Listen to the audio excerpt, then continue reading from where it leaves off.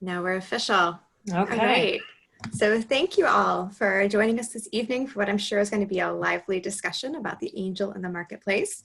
As part of the University of Chicago Press's new By the Book series, we're excited to feature author Ellen Wayland-Smith to launch her new book in conversation with Michelle Nickerson. Just a few notes before we get started. Please be sure to have your mic on mute, so to limit any sort of background noise as we go along. And then we'll ask that when we kind of get to more of the conversation part that you post your questions in the chat, and I'll try to moderate from there to kind of keep it a little bit organized. Tonight's talk is also hopefully going to be closed captioned. If you'd like that option, I know our captioner is signing back in.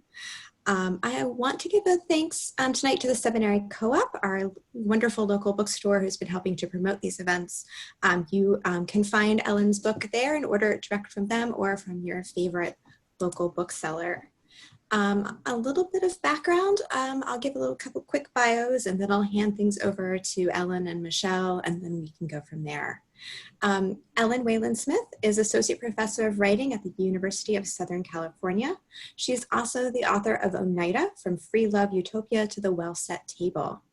Michelle Nickerson is an Associate Professor of History at Loyola University here in Chicago, and she is the author of Mothers of Conservatism, Women and the Postwar Right. So over to you, Ellen and Michelle. Well, thank you very much, Carrie. It's very exciting to be here. I'm excited to talk about Ellen's new book, Angel in the Marketplace, which I read again over the past few days. And I feel as if by now I know the subject of your book, Jean Wade, pretty well. But I'm guessing that most of the people here and the people that you're writing for will not be familiar with who she is, though they would be familiar perhaps with her her industry. So I was hoping, Ellen, that you might introduce her a little bit to kind of set up the book and tell us how you found her and why you think she's so interesting and important.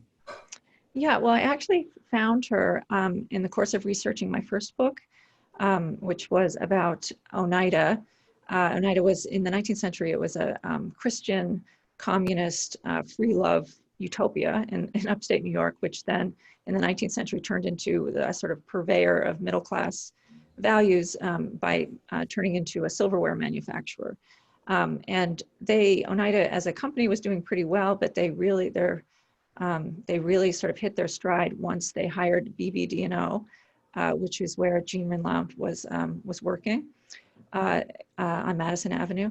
And she crafted a series of wartime advertisements for them with the theme of back home for keeps.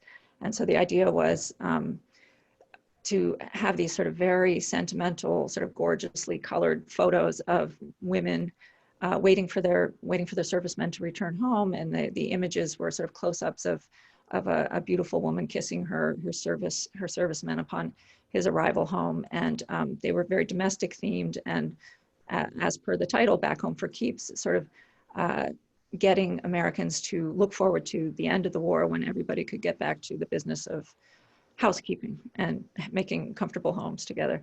So so that's how I found her, and it was sort of a bit part in my first book, but I actually went to the Schlesinger Library where her papers were donated in 2012, I believe, and took a look at her archive and was so impressed by it. It's a very big, robust archive, and I just became so fascinated with something that I had sort of picked up on in the course of my research, which is this long-standing sort of entwining of Christianity, Protestant Christianity, and business in America, and it's something that I saw in my research on Oneida, and that just came through again and again in Rinloup's work, that there was this very strong sort of correlation between Christian sentiment and Christian sentimentality and business, right? So I just sort of took a plunge in, and it turned out there was a whole book's worth of material there. Oh, so yeah. that's why I found her. Yeah. and I really look forward to talking about this intersection of religious ideology and capitalism and the marketplace at this time. But first, I wanted to ask you, we typically think of a figure like Rinloup, she's so fascinating, and I really like how you brought her to life in this book, with the limited number of personal documents Right. that were available. But it strikes me that, we expect a figure like her to be important in the industry for what she sells. But one of the things that struck me was how she didn't merely market products, and what she really did is she made culture.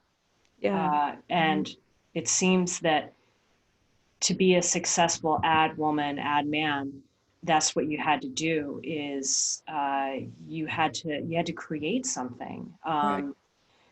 And she was very good at that.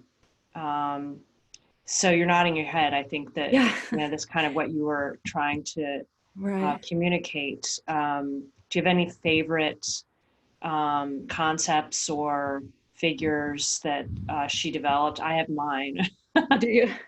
Well, I mean, Um, the idea that she created Betty Crocker, right. Right. Yeah. I mean, she wasn't the first to do it. She didn't sort of coin the character, but she really injected Betty Crocker with a new life Sure, starting in yeah, 1952. or the Yeah. Chiquita banana, Or the Chiquita, right. yeah. Yeah. I But mean, the idea that, yeah, you're gonna make something that's going to become something that goes well beyond the product. right. It becomes iconic. Yeah. And I think her first real hit in terms of ad campaigns was the Oneida community Back Home for Keeps. And she sort of realized, I think, after that and the incredible success that those advertisements had, that she'd hit a nerve, that she'd hit this sort of longing among Americans in the post-war, end of the war and post-war period, to go home, right? And especially for women to go home and to sort of take up these domestic pursuits and to get back to peace and prosperity after the upset of the war. And she, if you read all of her, the lectures that she gave or the presentations that she gave to corporate clients, she was always talking about women as sentimental creatures. She said women, and she would go out and get sort of data on what do women read when they pick up the newspaper versus what do men read. Men read the sports and the politics and the finance pages. Women read, Dear Abby, and stories, sort of heartwarming stories of local people. And she sort of derived from that the idea that women's circle of interest was very small, right? That they're interested in their family and their husband and their children, maybe in a sort of slightly large in their community, but you had to target that sentiment. You had to target that sense on the part of the modern American housewife that her job was to keep her family safe and happy in order to sell products. And she did that tremendously well and consistently, starting with the 1942 ads for Oneida.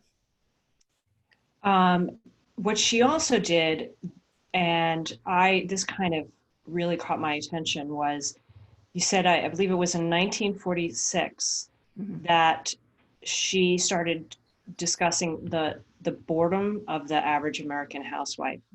Right. Which, has a certain ring to it. Right. Do you think that this was the problem that has no name? I mean, obviously she wasn't a feminist, No. but it seems that's a good 15 to 20 years prior, right? Yeah. It was interesting. I mean, she noted that, and that was those words about being bored, feeling sort of hopeless and useless. She got that material from sort of national surveys that other national polling outfits were doing, and then when she did her own internal polling, especially when she was sort of testing out Oneida silverware themes, she found even among her internal people, women that she polled, that they were contradicting themselves, that they would say, on the one hand, you ask them what they hated to do, they would say, I hate cooking, I hate cleaning, I hate ironing, I hate shopping, I hate all of these household things. And then she would ask them, what's the most important thing for you to do in life? And they would say, I want to get married and have a home. And so she would even sort of take a step back and say that sounds like they're tripping over themselves to get into a home, but they actually don't like what they have to do once they get in the home. So she was aware of that sort of dichotomy and commented on it a couple times. But, I think in general, her attitude was that women did belong in the home. They belonged in the workplace too, as she did. And she was very much an advocate of what she called two-job women who worked outside the home to supplement their family income and who took care of their family as their first job. But I don't think she saw that boredom was something that she didn't see as needing to spring women from, as much as she wanted to sort of salve it, if she could, to find ways to make that boredom or that sense of helplessness disappear. Right.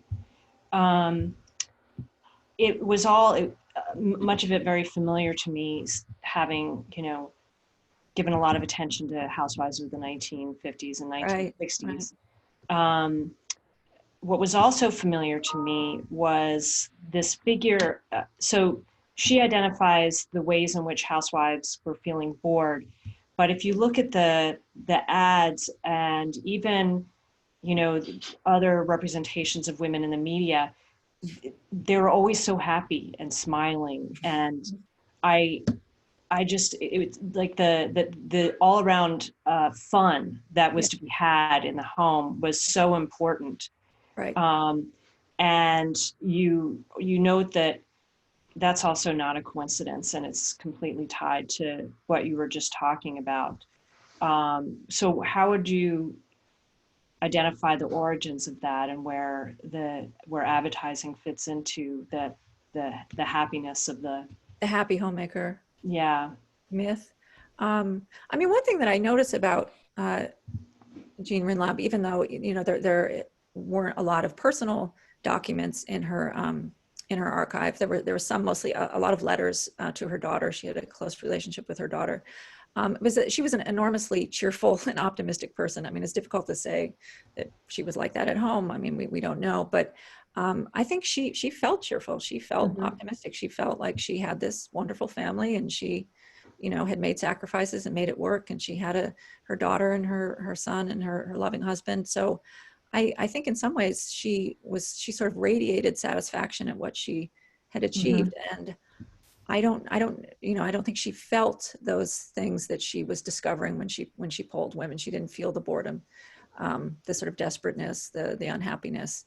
But yeah, I think, her job was very much to, but I also think she had a sense not only that women were unhappy, but that men were unhappy, right? She very much sort of understood this man in the gray flannel suit paradigm of, the man who's sort of cooped up at home and living in the suburbs, and he's not a real man anymore, and he, has to work for the boss man and all of this sort of stuff. And so she felt sorry for him too.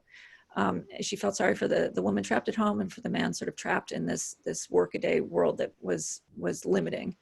And so what I think is interesting about her ads is that she could move back and forth between those two different perspectives and still come out with an idea that even with its limitations, this sort of nuclear American family was the way forward. It was, as American as apple pie. It was getting through the bad times and the good times together, this sort of heartwarming, again, sentimental story of togetherness, even through the boredom and the hard times. And she was very good at, I think not being a Pollyanna necessarily about it. She would sometimes acknowledge, there are these bumps in the road, but this is what living is about. I don't know if everyone notices, but in the chat room, John Rinloup points out that she was very cheerful and optimistic at home, and she killed with the kindness. Yeah. This is one of the great things about Zoom, right? Right. We have one of the children right here in the room with us. Oh, that's amazing. Yeah. And her grandson. And someone notes she had an aunt who helped out. Yes. Right, she did, for sure.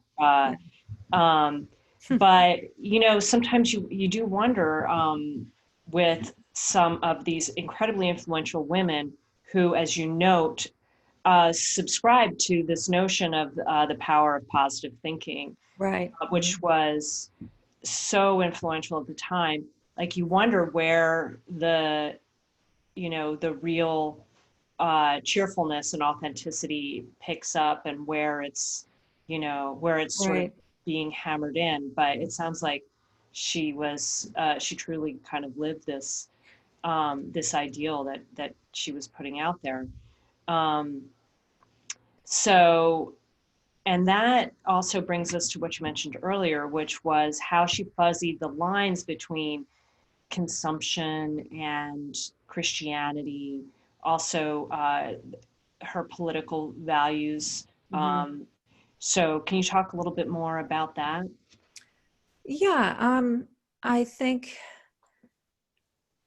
so. I mean, what I try to trace in the book is the way in which, from the beginning of the 20th century, um, there there have always been sort of two models for how government and the economy should interact, and those correspond with two models of Christianity, sort of more or less.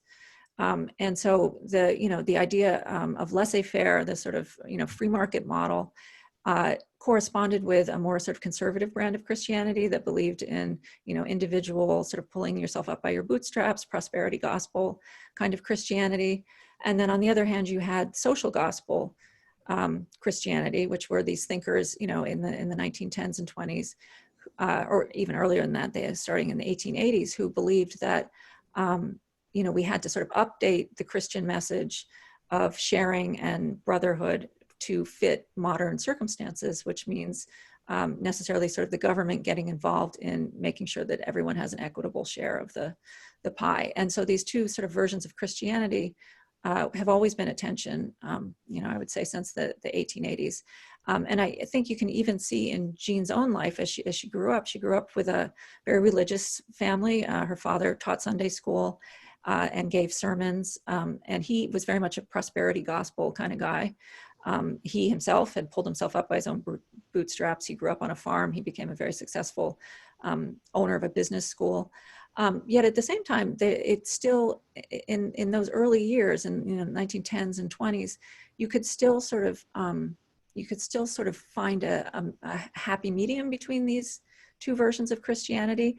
And this is something I talk about in the book, is that it sounds sort of strange to say it today, but in the 10s and 20s, corporations poised themselves as sort of society's saviors, right? They were actually called progressive motors of economic and social progress. And the idea was, at this early stage of corporate capitalism, that if you just sort of got everybody sort of plugged in together, and you matched up the manufacturing output with the consumers, and the corporations sort of got the best products out there at the cheapest price, it was sort of a rising tide that would float all boats, and that all of the sort of inequality would disappear. And there really would be, it had a religious sort of underpinning to it, that there really would be this time in which all would share in God's bounty. And I think Jean was really raised with that idea. I mean, she was raised with a very definite sense of sort of personal responsibility and a bit of a prosperity gospel take. But she also, as a woman, believed that it was her duty to sort of help all God's children, in this very sort of 19th century way. So I think one thing that's interesting for me, or that was interesting for me in writing the book, was following how she sort of weaves between these two versions of Christianity in her advertising career, and in how she thinks about business, and how she thinks about corporations. Mm-hmm. And Yeah, sort of I mean, I think that what comes through loud and clear is this, her belief that advertising was good for society. Absolutely. Mm-hmm. And yeah, it really powered a lot of what she did. How did she, and you talk a little bit about, well, you talk quite a bit about this, how she herself kind of reconciled this two-job woman to herself, and also to the public, how she kind of explained how she was, on the one hand, a mother, very, 100% a mother to her family, but then on the other hand, she had a career. Mm-hmm, mm-hmm. Yeah, I mean, I think she a lot of the notes in her archive are for these articles that she wrote with an intended audience of working women. And they tend to be undated, and it's not entirely clear to me that they ever did get published, but they're, fairly full, worked out articles that she wrote talking about, what is the proper role for a woman, in today's day and age. And she had she had sort of this dichotomy between what she called parasite wives. And parasite wives were wives who stayed home and thought that they, deserved everything from their husband, and they didn't have to work, and they didn't have to sort of keep up their end of the marital bargain, that they were just along for the ride. And she really hated those kinds of wives. She thought they were lazy. She thought they were disrespectful to their husbands. And then on the sort of opposite end, where she sometimes called them, I can't remember what she had a term for them too, but they were women who didn't have families and who were all about the career, who were just, sort of power hungry, ambitious, wanted to get ahead for the sake of getting ahead. And she had no patience for them either. She thought that they were sort of denatured women. And so what she liked was the two-job woman. And that was a woman who had a job, but the job she didn't do it in order to make herself feel better or to sort of pump up her own ego. She did it to help out her family. And she always knew that when push came to shove, her first job was wife and mother. And that's, I think, how she would describe herself. And she thought this was absolutely, a choice that women could make, and that they should choose, if they had to work, they should be a two-job woman. I was kind of surprised by how much she had to say about that. I guess it was kind of fortunate that she left you all that to look at. Yeah. So in the article that's either just been published or is coming out, right.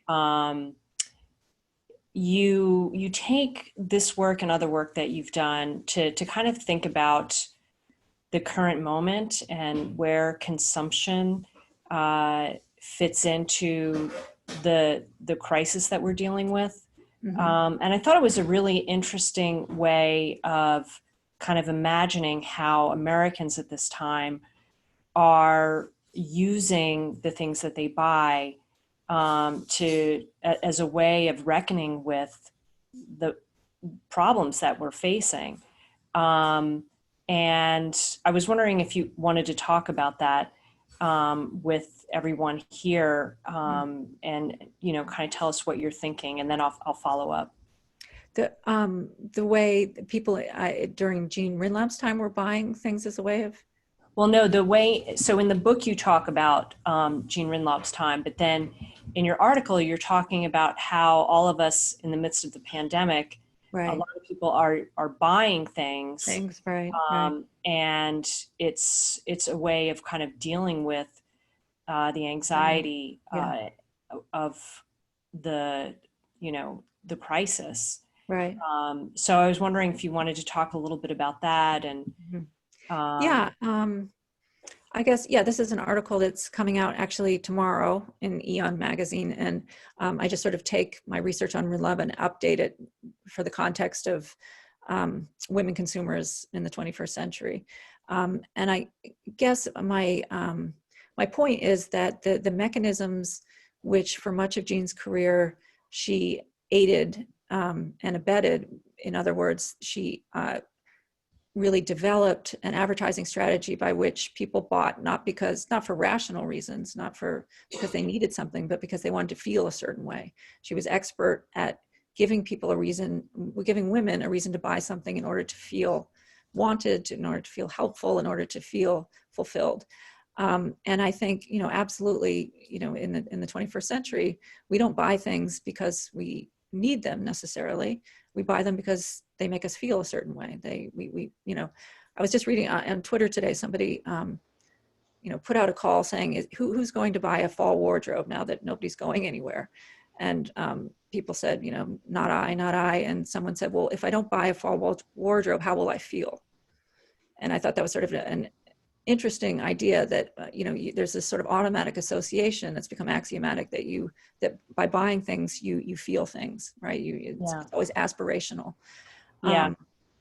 So I guess what I talk about in the article is the way in which in Jean Rindlaub's time, she believed, and I see no reason to, she along with many other people believed that it was true just by buying into the free market system, by using your dollars to make the industrial mechanism run, you were helping everybody, right? You were creating jobs, you were putting money in pockets, you were doing your duty, your virtuous duty as a Christian and as a consumer. I think, we no longer have that illusion. And she certainly didn't have that illusion anymore by the end of her career. She realized that had been what she called simple thinking. And we still do that, right? We still sort of seek private consumer solutions to public shared problems, right? And what do you think so if she by the end was kind of not subscribing to that ideal, how do we tell ourselves, if we're not using the marketplace and capitalism and consumption as our goal, right, and a value in it of itself, what is it today, do you think? Like what are the myths we tell ourselves? I think, capitalism and corporate culture is very resilient and sort of shapeshifty, I think. And I think, one thing that you'll see today is obviously, corporations brand themselves with social justice missions, right? That's just good. That's good marketing. The entire sort of wellness culture, whereby self-care, taking care of yourself, means being a feminist, right? There are people who will make that correlation that you deserve it, you take care of yourself. And again, these I think they're exactly the same traps that Jean eventually came to realize she had been setting for housewives who felt, that the world was out of control, that, there was the Vietnam War, there was poverty, there were all these things they wanted to do something about and they couldn't. And she said, bake a cake, this will make you feel better. Again, at the end of her life, she realized that it wasn't sufficient. I think we're still baking cakes. Well, we are. And you kind of forced me to think about, well, what are the stories we're telling ourselves now? I think the idea that we do this for self-care is one, that for stability and normalcy, that by going to a restaurant, we're helping to keep our economies going. I don't know. So you're in LA. We've been seeing ads here in Chicago about, how tough we are as Chicagoans, how, you take Chicagoans at their word. And so you'll see these ads and ultimately it'll be like Wintrust Bank or somebody. But the idea that community is something that you're supporting with your consumption is actually something that she was instrumental in creating once upon a time. But it's pioneering, see it again, you buy local, you keep small businesses alive. And, we as a bank, we're keeping small businesses alive, that kind of thing.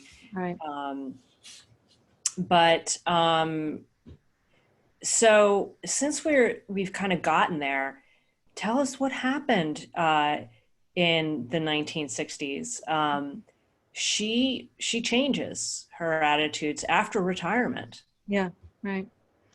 She does. I think, she retired sort of early. She retired in 1963, just shy of 60. And she, I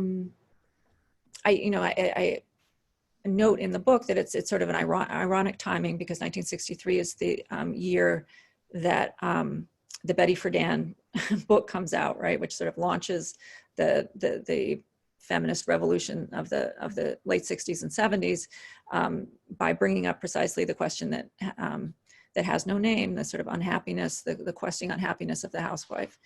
And so she, Rinloup sort of exits just as Betty Friedan is making her entrance. And I think what happened was that, she Jean Wade, even while she was working, had always been incredibly engaged in local community volunteer groups. And so she, she worked for the Girl Scouts, she worked for the Teaneck Community Chest, she worked for women's organizations. And so when she retired, she really sort of went full force into the National Women's Association, which was a nationwide sort of group of women that had actually been founded in 1848, sort of during the first feminist revolution, when they were fighting for suffrage rights. And so it had a long sort of tradition of women coming together in order to lobby for social betterment. In any case, she got involved with this very heavily after she retired, and they, as a group, were very involved in the civil rights movement and in the Civil Rights Act, which gave new rights not only to African Americans but also to women in the workplace.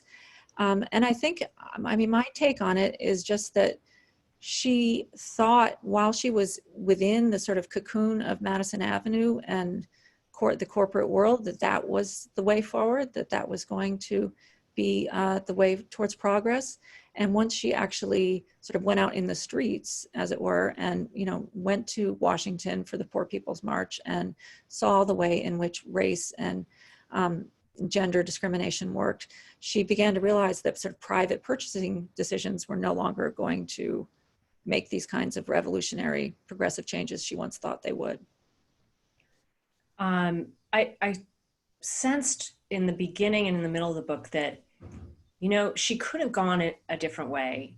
When you think about where evangelical Christianity went, and the way in which the rising conservative movement kind of wedded Christianity and capitalism so powerfully, she could have been a very different political She could have been a Goldwater Girl.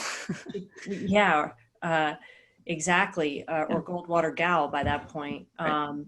And she didn't. She tacked left. Yeah. Your explanation was, you said it wasn't her core values that changed, but her understanding of what it took to put them into practice. Right. That, I thought about that in relationship to actually one of the conservative housewives that I interviewed extensively, who started out a Democrat. She started out like an FDR Democrat, right. In Louisiana. And she said, I didn't change. She said that the politics changed from under my feet, meaning the landscape shifted right. instead, but she herself didn't change. Right. So, and I guess it was that things really did fracture in a way, and many people could have gone one way or another. Yeah. So that was, I thought, pretty interesting. Yeah, I found that very interesting, and as I was going through her archive, because really throughout her career, you don't see her ever really sort of questioning that the American business system, and she'll call it the American business system, is the way forward, and that this is absolutely the going to save us all. And in that, she follows Bruce Barton, who was her mentor at BBD&O, and who was also a Republican, very active in the Republican Party. And so she, and as I say in the book, Rinloup did help with the Eisenhower campaign in 1952, sort of trying to appeal to mothers. And so, when you look at her advertising, when you look at her sort of political leanings all throughout her career, it would very much make sense for her to tack right towards this sort of growing housewife populism, as you call it. And yet she doesn't. She goes the other direction, which I found fascinating. Yeah, I guess what we're seeing at that point was kind of the split among so many Republicans, right. where she was very much in the model of a modern Eisenhower Republican at the time, and she, as you point out, she helped create this image of Eisenhower as being so likable. Yeah. And also you point out that that Eisenhower was the first candidate who was really marketed through television. Television, right? Yeah. And that struck me as absolutely, that's exactly in line with what I think I found at the time.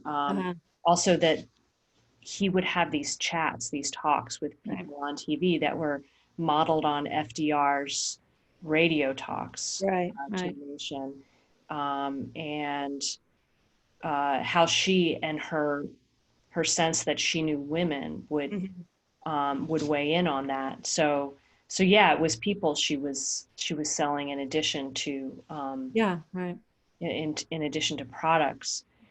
So I was thinking, if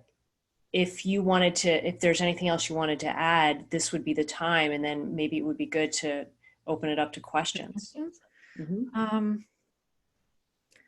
No, I think we've covered all our bases. Okay. People would like to ask questions. Yeah, please feel free to throw a question in the chat or. So Patty mentions there's a fascinating book on the subject, One Nation Under God. Yes, that is something that Ellen's book engages with quite a bit. In fact, how would you, since you talk about it a fair amount in your book, how would you say that Rinloup kind of the way her model is somehow in conversation with the arguments put out there by Cruz? Yeah, no, I loved Kevin Cruz's book. And in fact, I read it even before I had started on the Rinloup project and really loved it. And then as I got into the Rinloup, it seemed more and more resonant. His book is about how the sort of corporate and manufacturing lobbyists who are nervous about the New Deal in the 1930s push back and try to sort of get conservative religious leaders on their side, and to sort of flip the government so that it to align America as a Christian country, right, through these sort of mostly kind of window dressing, but putting under God in the Pledge of Allegiance, putting "In God We Trust" on our coins. And I guess what I saw his book was enormously influential to me. And what was interesting for me was he doesn't necessarily deal with the women's side of it, right? He talks, the actors that he's talking about are all men. They're businessmen, heads of corporations, male religious figures, preachers and so forth.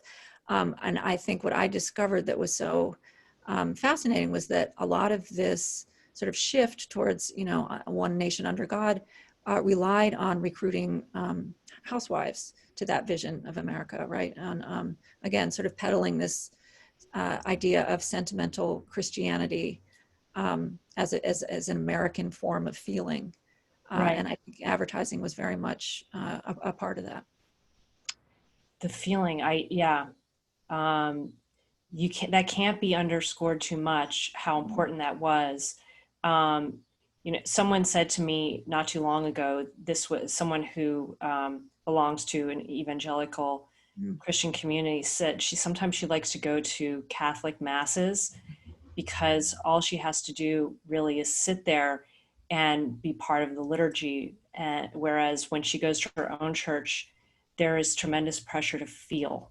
Oh, isn't that interesting? Huh. Yeah. And I thought, that is something that I never really thought about. Absolutely. And it hooks back into the fact that, Jean was as comfortable selling cakes as she was selling Eisenhower. Right. And what she sold about Eisenhower was the feeling that he gave you. That when you shook his hand, as one man famously said, "I feel like I'd want to grill a steak with Ike." Yes. And that became that became electability. That became then likability. This sort of feeling of the common man, of being able to identify, and this feeling of warmth became political gold, really. And I think That why. reminds me of something I meant to ask you, but then we also have some great questions We here. do. But real quick, later after retirement, you note that she actually wanted, I think it was at that point, she wanted to start speaking to audiences that went beyond kind of the white middle class consumer that she typically pitched to. But she wasn't successful. And it was because, you said it was because of, in many ways, how she was taught to sell things and what was important in that transaction. And then later on, when she's influenced by the civil rights movement, Right. she tries to sell integration. Right. What happened with that? Yeah, I mean, I think to some extent she was successful. She the other thing she did was the women's group would bring together these sort of would bring together people in order to sort of have conversations, interracial conversations about integration. And she brought to it her brainstorming technique that she borrowed from BBD, which is where you sit down and you share your ideas. And so I think that actually, her sort of capacity to listen to people and to sort of get conversations going actually worked. What didn't work was when she then went on to try to talk to young advertisers. Oh, okay, that's it. She would talk to them, and then she would inevitably sort of veer towards her sort of social justice experience, recent social justice experience. And so you always felt like she was not quite meeting them where they were in terms of. She no longer cared about selling the things that they were selling, I don't think. Yeah. There's a question that came up earlier about what you found most unknowable about Rinloup, that you wanted to find in the historic record, but you couldn't. Yeah, that's always really interesting. I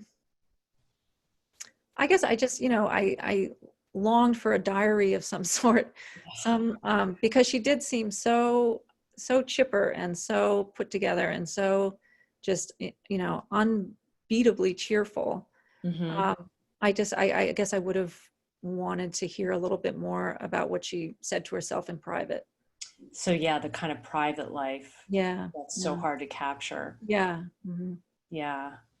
And then, so Deborah Sims says, if you wanted to talk more about modern culture, do we still seek, okay, she's interested in knowing more about that topic. Deborah, one of the things I wrote down, but then I was kind of shy to ask about was, how would she be kind of, well, you talk about it already in the article, but how would she be, what would she be telling us to do right now in the midst of the pandemic? What would Rinloup be telling us to do? Yeah. I don't know. Probably, I would say work at food banks, maybe. I don't know that she, I don't think by the end of her life, she believed that, sort of going and patronizing local businesses was going to bring the kind of turnaround that she had always thought it would. Right. So she was more about the action. I think she was more about the direct action. Yeah. So Melinda asks about her relationship with other women in the workplace. She notes that you wrote about women in the office who didn't sit close to her. They were kind of quiet and neat, and how she herself saw herself as being different from a lot of these women around her. Yeah, well, I think, we get that we have the sort of stereotype of the Peggy Olson, lady advertiser who's single and who is ambitious and who, uses not only her brains but also her sex to get ahead. And that very much wasn't Jean Wade. I mean, she, once she by the time she entered Madison Avenue, she was already married, and she refers often to her weight and to the fact that she was sort of, padded and overweight and sort of maternal and motherly. And so there was never any, sense of that she was playing on those kinds of gender stereotypes in the office. If anything, I feel as though she was sort of one of the guys that Yes. that she very much sort of identified with them as men. Yeah.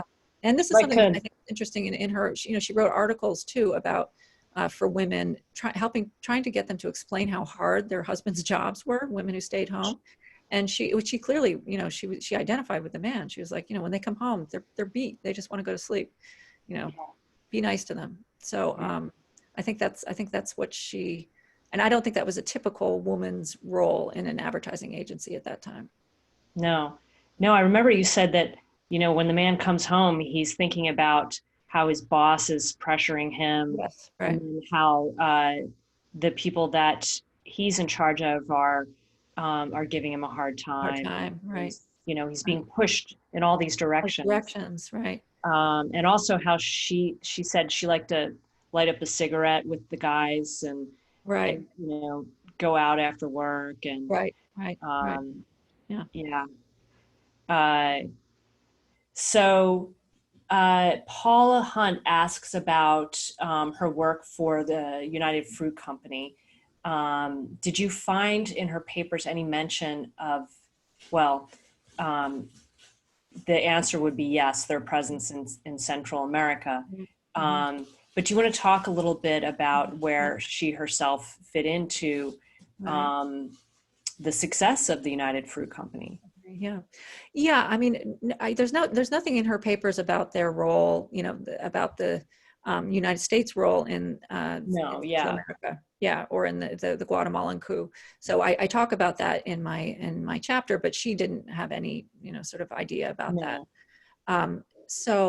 But what I sort of surmise is that she was able to take this product whose the company for which was doing fairly dubious sort of things in the home country of Guatemala in terms of workers rights, and also in terms of the American government sort of intervening in their politics, but she sort of was able to, and I didn't do this intentionally, but by being the person who came up with Chiquita Banana jingles, she was able to distract from the sort of less savory aspect of corporate functioning and the sort of links between corporations and foreign governments at this time, because she just turned Chiquita Banana into this sort of funny, silly, sexy dancing banana, and so I see that as sort of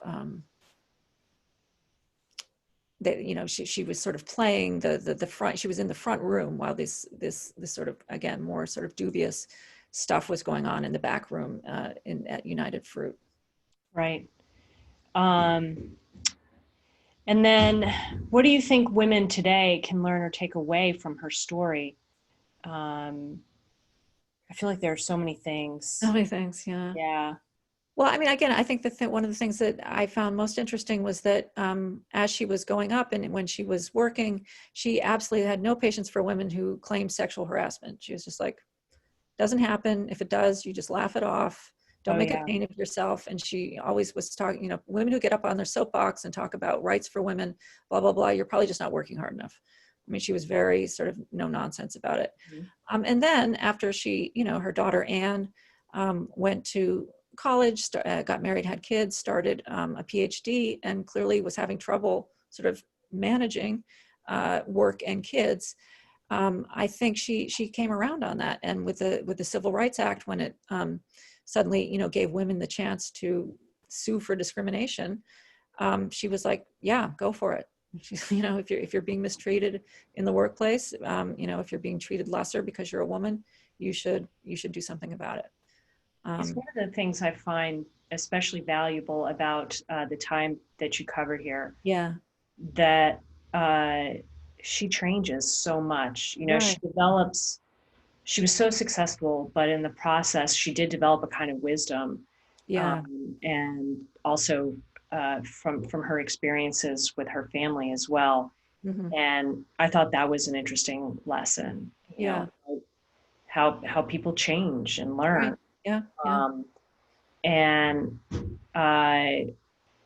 what was the other thing that I thought for women? Oh, I feel like that we live in a time that values irony and cynicism over optimism sometimes. Yeah. And I mean, not that we all have to, put a smile on for everything, Right. but that sometimes there is kind of a power in with optimism. Yeah. Yeah. That that people who have it often don't share it, or you don't see the way it's working in their lives. But in her case, it truly was. I actually, at one point, I almost wrote a book about Mary Kay. Oh, really? Yeah. This is something, because I used to live in Dallas, and she really interested me, and her company has a huge presence there. And she herself published a lot of books about this. She comes right out of, in many ways, this world that you're talking about, except a very Southern Texas version of it. But she was known for her optimism, and but weirdly so in the sense, like, I remember a story about after her husband died, and she just refused to grieve openly about it. She thought, to honor him, she always had to look positive and be and kind of push everything forward. Well, yeah, I think clearly it was sort of an adaptive strategy, probably on her part. It couldn't have been easy to work in this all-male industry, right? And she no doubt sensed that you either sort of put a smile on, or you don't make it. Right. And there was probably more pressure put on women to wear that smile, whether it's Mary Kay or Rinloup or Brownie Wise or any of the others who kind of led in their industries at the time. Right. They had to sell that particular feeling. Right. Let's see, are we missing any questions here? And I think we got them all, and we're coming up on the hour. So optimism may be the right place to leave it. Okay. But thank you, Michelle and Ellen, for a really wonderful conversation. And thanks for all of you for attending and putting one more Zoom meeting on your calendar. We really Thanks for the it. Great questions, everybody. Yeah, it was good, really good dialogue. Thank you all for coming. Appreciate it. One of the things I want to end on, though, also is how this book is so beautifully written. I felt like I kind of raced through it. It's just kind of a gorgeous book. Oh, nice. Thank you. In terms of the writing. And so I want to thank you for that. Oh, thank you. I appreciate it. I enjoyed it very much. Thank you. All right. Okay. Thank you, everybody. Thanks for coming. Thank you. Have a good night, everyone. Good night. Bye. Bye. Good night. Thank you.